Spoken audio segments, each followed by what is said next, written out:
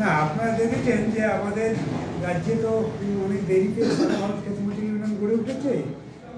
মানে 1982 সালে যখন আমাদের রাজ্যে ক্ষেত মজুরি ইউনিয়ন গড়ে ওঠে সর্বভারতীয় সংগঠন, তখন আমাদের রাজ্যের সংগঠনটা আমাদের কৃষক সভার মধ্যেই ছিল।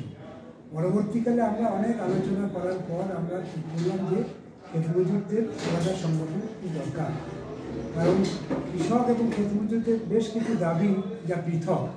কারণ ক্ষেত মজুরদের দাবি তাদের মজুরি, তাদের কাজ, তাদের জমি, এই সমস্ত বিষয় আছে। কৃষকের দাবি তার ফসলের দাম, ভর্তুকি, এই সমস্ত বিষয়গুলো আছে। স্বাভাবিকভাবে ক্ষেত মজুরি ইউনিয়নের সংগঠনটা খুব প্রয়োজন আমাদের আছে, তাই গড়ে উঠেছে আমাদের রাজ্যে। গড়ে ওঠার পর থেকে ধারাবাহিকভাবে এই কাজ হচ্ছে। আমাদের রাজ্যে দেখবেন যে বিভিন্ন জেলাতে ক্ষেত মজুরি ইউনিয়ন তার মজুরি বৃদ্ধির লড়াইতে এই কয়েক বছর ধরে প্রায় সব জেলাগুলোতে স্ট্রাইক করছে, ধর্মঘট করছে। লাগাতার মজুরি বৃদ্ধির আন্দোলনে ক্ষেত মজুররা যুক্ত আছে। যেখানে আমাদের খুবই মজুরি কম ছিল আমাদের রাজ্যে, আপনারা দেখবেন যেখানে 300-350 টাকা হচ্ছে, সেখানে আন্দোলনের ফলে সেখানে 400 টাকা হচ্ছে। মানে এই আন্দোলন ছাড়া তো ক্ষেত মজুরদের মজুরি বৃদ্ধি হয় না। জিনিসপত্রের দাম আকাশ ছোঁয়া, দিনের পর দিন জিনিসপত্রের দাম বাড়ছে। ক্ষেত মজুররা কোথায় যাবে?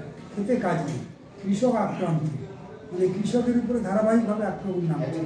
কৃষকদের চাষ করতে গেলে যে সারের প্রয়োজন, সার এবং কালোবাজারে সেই জায়গাটা কৃষক ক্ষেত মজুর একসঙ্গে এই যে লড়াইটা হচ্ছে, আপনারা দেখবেন এই কয়েকদিন আগে প্রায় আমরা সব জেলাগুলোতেই একই দিনে 26 তারিখে 26শে নভেম্বর যে সব জেলাগুলোতে আমাদের অবস্থান বিক্ষোভ হয়েছে। শুধু এই রাজ্যে নয়, সারা ভারতবর্ষে 500-র বেশি জেলাতে কৃষক ক্ষেত মজুর জয়েন্ট মুভমেন্ট হয়েছে শ্রমিক শ্রেণীর নেতৃত্বে একসঙ্গে মিলে। ফলে আমাদের এখানেই দাবি হচ্ছে যে কৃষকদের যে সার, এই সারে যে কালোবাজারি হচ্ছে তার বিরুদ্ধে লড়াই। এবং এই কালোবাজারি হচ্ছে সরকারের জন্যই হচ্ছে। সরকার এই সমস্ত কিছু নজরেই দিচ্ছে। আসলে সরকার তো চায় না যে আমাদের রাজ্যের কৃষক সে তার ফসলের দাম পাক, সেই জমিতে ঠিকঠাক করে চাষ করবে। ফলে সরকারের কৃষক বিরোধী নীতির জন্যই আজকের আমাদের রাজ্য তথা সারা ভারতবর্ষে কৃষকদের বিপদে আছে। বাংলাদেশের এখন যে পরিস্থিতি, এই বাংলাদেশের দেখুন, বাংলাদেশ তো একটা দেশ। বাংলাদেশ নিশ্চয়ই পশ্চিমবঙ্গের একটা অঙ্গরাজ্য নয়, বাংলাদেশ একটা গ্রাম নয়, বাংলাদেশ একটা জেলা নয়। বাংলাদেশ হচ্ছে ভারতবর্ষের মতো একটা দেশ। আন্তর্জাতিক বিষয়ে কোনো দেশে যদি উদ্ভূত পরিস্থিতি তৈরি হয়, তাহলে সেই দেশের মানুষের উপরে কোনো একটা অংশ উপরে যদি আক্রমণ নামে, সেটা আন্তর্জাতিক পর্যায়ে আলোচনা হয় এবং সেটাকে থামানোর চেষ্টা হয় আন্তর্জাতিক পর্যায়ে। এক্ষেত্রে আমাদের একটা রাজ্য কিংবা একটা দেশের বিষয় নয়। ভারতবর্ষের মানুষের, বিশেষ করে পশ্চিমবঙ্গের, যেহেতু বাংলাদেশের কাছে আমরা আছি, একটা মানুষের মধ্যে একটা প্রশ্ন চলে আসছে যে আমরা কী ভাবছি। পরিস্থিতিটা এমন তৈরি করা হচ্ছে যে পশ্চিমবঙ্গের মানুষ কেন লড়াই আন্দোলন করছে, ওখানে সংখ্যালঘুরা আক্রান্ত হচ্ছে, তাহলে পশ্চিমবঙ্গের মানুষ কী করছে? এটা কি শুধু পশ্চিমবঙ্গের মানুষের বিষয়? তা তো হতে পারে না। ভারতবর্ষে একটা সংবিধান, বাংলাদেশে একটা সংবিধান আছে, বাংলাদেশে আইন আছে, বাংলাদেশে আইনসভা আছে, বাংলাদেশে রাজনীতিবিদরা আছে, বিভিন্ন রাজনৈতিক দল আছে। সেইখানকার পরিস্থিতির উপরে সেখানকার দল লড়াই করছে, আন্দোলন করছে। ওখানে আমাদের পার্টি, কমিউনিস্ট পার্টিও লড়াই করছে বাংলাদেশে। তাহলে বাংলাদেশের এই সংখ্যালঘুদের উপরে যে আক্রমণ, সংখ্যালঘু মানে শুধু হিন্দু হতে পারে না, সংখ্যালঘুদের উপর আক্রমণ হচ্ছে। তাহলে মৌলবাদীদের আক্রমণ, সেই মৌলবাদীদের আক্রমণ রোধ করার জন্য সেখানকার পার্টি লড়াই সংগ্রাম করছে। আমাদের এখানে এত উৎসাহ কেন দেখানো হচ্ছে?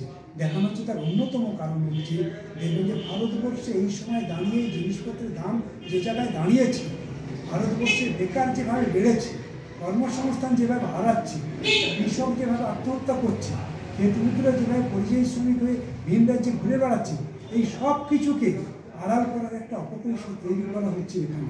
এইগুলোকে আনা হচ্ছে। ভারতবর্ষের কী হবে, বেকারের কী হবে, পশ্চিমবাংলার কাজের কী হবে, গরিবদের কী হবে, সন্ত্রাস তো এখানেও হচ্ছে। আমাদের রাজ্যেও তো মণিপুরে কী অবস্থা হচ্ছে, অত্যাচার হচ্ছে, খুন হচ্ছে, গর্ভবতী মায়েদের ধরে কীভাবে অত্যাচার করা হচ্ছে, সেখানেও সংখ্যালঘু মানুষের উপর অত্যাচার হচ্ছে, আমাদের দেশও তো হচ্ছে। তা নিয়ে কত মাথা ব্যথা না করে আমরা বাংলাদেশ নিয়ে তো মাথা ব্যথা করছি, তার মানে কি? আসলে একটা অস্থিরতা তৈরি করা হচ্ছে।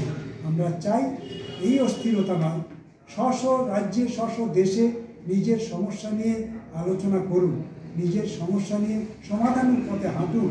আমাদের দেশে আজকে বিভাজনের রাজনীতি, ভাগ করছে, আজকে হিন্দু মুসলমান হয়ে যাচ্ছে। ভারতবর্ষ তা নয়, ভারতবর্ষের একটা সংবিধান, পৃথিবীর সবচেয়ে গুরুত্বপূর্ণ সংবিধান ভারতবর্ষে, যুক্তরাষ্ট্র কাঠামো, যা পৃথিবীর মানুষ তাকিয়ে থাকে। ভারতবর্ষে এত শ্রেণীর মানুষ বসবাস করে, সেই জায়গায় দাঁড়িয়ে আজকে বাংলাদেশের ইস্যু টেনে নিয়েছে। এখানকার শ্রমজীবী খেটে বা গরিব মানুষের যে অধিকার, সেখান থেকে তাদেরকে আড়াল করার চেষ্টা করছে। নিরাপদে সরকার, খেতে ইউনিয়ন রাজ্য কমিটি সরকার।